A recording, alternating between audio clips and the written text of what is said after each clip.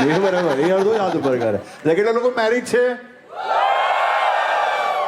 મને એ હવે ગમે તમે કે જોયું, હા, કોઈક લોકો સિંગલમાં પણ હાથ ઉપર કરે, કોઈ લોકો મેરિડમાં પણ હાથ કરે. મેરિડ પણ સિંગલ, એ નવી ચાત છે, નવી કોમ છે આખી. એ આશીષભાઈ તમને ખાલી ઇન્સ્ટાગ્રામના ડીએમમાં જ ખબર પડે.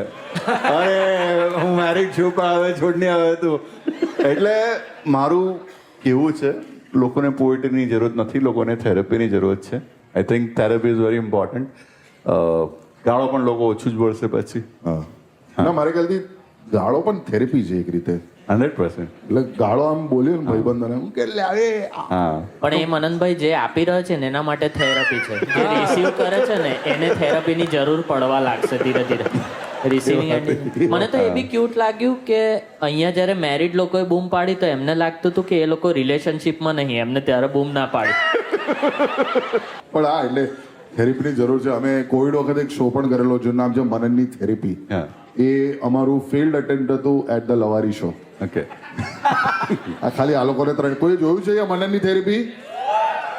7 લોકોએ જોયું આ છે. બધા લોકો પૈસા વાળા તો પૈસા આપીને તો કરે ને ક્રાઉડ. બધી લોકો આઉટિંગ. હા હા હા. કરે ભાઈ, ભાઈ લવારીની મનનની audience છે. થેરપીથી દવાઈનો કરતા audience વધારે છે. તો સિંગલ લોકો હતા એટલે વાંધો નહીં આવે.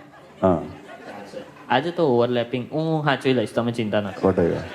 ના, એ ચિરાયુને શું છે કે એને જ્યાં બી જોકની ગેપ દેખાય ને ત્યાં ઘૂસી જ જાય છે. હા, એ જોઈ નહીં કે આજુબાજુ કોણ બોલે, ગપ કરીને એ મારી અહીંના ડ્રાઇવિંગ જેવું છે.